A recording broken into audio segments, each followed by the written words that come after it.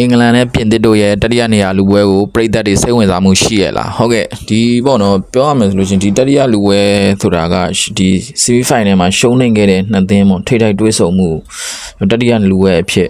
ဒါရှင်မြန်ကစားရမှာလည်းဖြစ်တယ်ဒီနေ့အပြင်ဒီပွဲစဉ်ကမီးနှစ်ခါနာမဲ့အနေအထားမျိုးလည်းတွေးမြင်ရတယ်နိုင်သွားတဲ့အသင်းကတော့ဆွမ်းတော်လို့ပေါ့အဖက်ဆက်ခွင့်ရရှိပြီမယ်ရှုံးသွားတဲ့အသင်းကတော့တတိယနေရာနဲ့လွဲချော်ပြီးတော့စတုဒ္ဒနေရာကိုရောက်သွားပြီဆိုတော့သူကsemi final မှာလည်းတစ်ဆင့်ရှုံးတယ်ရရလူပါပဲမှာတတိယလူပွဲနေရာမှာလည်းသူကထပ်ပြီးရှုံးတယ်စိတ်တပိုင်းဆိုင်ရာစိတ်သက်စစ်စင်အရာမှာတော့တော်တော်လေးဟိုမှာဒါကစားသမားတွေအနေနဲ့ရောနေပြဖွဲ့ဝင်နေတဲ့အနေနဲ့ရော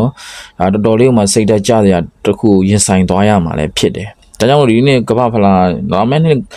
ဒီကမ္ဘာဖလားပြိုင်ပွဲတွေမှာတော့ကျွန်တော်အနေနဲ့ကတော့ဒီတတိယနေရာလူပွဲကြီးဆိုတဲ့ဒီအဆင့်ကိုပေါ့နော်ပါဝင်နေခြင်းမူမဖြစ်စေခြင်းမူ semi final မှာရှုံးတဲ့နှစ်သင်းလုံးကပြုတ်ရမယ်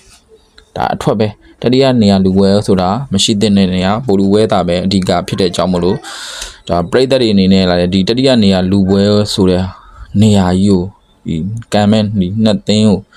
စိတ်ဝင်စားမှုလည်းမရှိဘူးအဓိကစိတ်ဝင်စားတာကဒီဖလားရဖို့အတွက်ဗိုလ်လူပွဲကိုပဲလူတွေတော်တော်များများအာယုံစိုက်နေတဲ့အနေအထားပဲဖြစ်တယ်။တင်းကုန်နေနဲ့3နာရီချိန်မှာရှင်ပြန်ကစားမယ်။ဒီအင်္ဂလန်သင်းနဲ့ပြင်သစ်သင်းတို့ရဲ့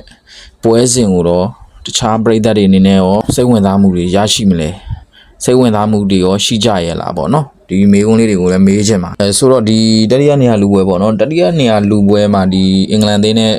ပြင်သစ်သင်းတို့ရဲ့ထိပ်တိုက်တွေ့ဆုံမှုပေါ့5ချိန်ရှိတယ်ပြင်သစ်သင်းက3ချိန်နိုင်တယ်အင်္ဂလန်သင်းက2ချိန်နိုင်ပြီးတော့တစ်ချိန်တည်းကြထားခဲ့တယ်အင်္ဂလန်သင်းနေလည်းကြည့်မယ်ဆိုလို့ရှိရင်သူတို့ semi final အဆင့်မှာအာဂျင်တီးနားကိုသူတို့ဦးဆောင်ဝင်ရရှိပြီးမဲ့နောက်ကျဂိုးတွေနဲ့အနိုင်ရနေပြီးတော့အရှုံးကိုရောက်ရှိသွားပြီးတော့ဒီဆင့်ကိုရောက်လာတယ်နီးပြတူချေရဲ့ဒီဝေဖန်ပေါ့နော်ဒီပရိသတ်တွေရဲ့ဝေဖန်မှုဒီနီးစနစ်တွေကိုကစားသမားတွေအနေနဲ့လည်းမကြိုက်ဘူးဆိုတဲ့အတန်တွေထွက်လာတယ်အနေထားလဲကျွန်တော်တို့ကြားသိခဲ့ရတယ်ဒုချဲဒီတကိုးရရှိပြီးတဲ့နောက်ပိုင်းမှာဒုချဲအနေနဲ့လည်းဒီပွဲကိုထိန်းတဲ့အနေနဲ့ဒီကစားသမားဂေါ်ဒန်တို့ထုတ်ပြီးတော့ပေါ့နော်ခံစစ်ကိုအသားပေးပြီးတော့ပုံစံမျိုးနဲ့သူတို့ပွဲကိုချင်းကတ်တယ်ဒါပေမဲ့လည်းဒီဘက်ကအာဂျင်တီးနားရဲ့တိုက်စစ်ဆင်မှုမြန်နှုံးမှုတွေကြောင့်မလို့ဒါအနိုင်ရနေအရှုံးဖြစ်ပြီးတော့ဆီမီဖိုင်နယ်နေပြီးတော့ထွက်ခဲ့ရတာဖြစ်ပြင်သစ်ကလည်းထို့အတူပဲဒါစပိန်သင်းကိုဒါခြေပြက်လက်ပြက်ကိုပဲကျွန်တော်ရှုံးနေခဲ့တာဖြစ်တယ်ပေါ့နော်ဒီနှစ်သင်းရဲ့ဒီကွာဟာချက်ကတော့တိတ်ကြီးမားမားရှိမယ်လို့မထင်ဘူးစိတ်သက်စစ်စင်ရေးရာဒီနှစ်သင်းလုံးကတော့ဒါဂုံသိက္ခာရကန်အောင်ရှင်ပြန်ရအောင်မယ်ဆိုပြီးမဲ့လဲ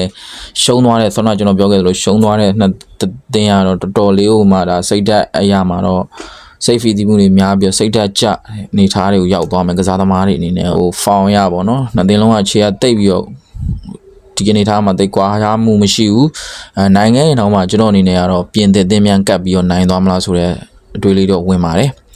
ကျွန်တော်ဒီနေ့ညမှာတော့ကျွန်တော်ပြင်သစ်ကိုကြိုက်ပါတယ်တတိယနေရာလူပွဲအတွက်တတိယနေရာကိုရသွားမယ်အသင်းကတော့ပြင်သစ်လို့ပဲကျွန်တော်ထင်ပါတယ်ဟုတ်ကဲ့အားလုံးကျေးဇူးတင်ပါတယ်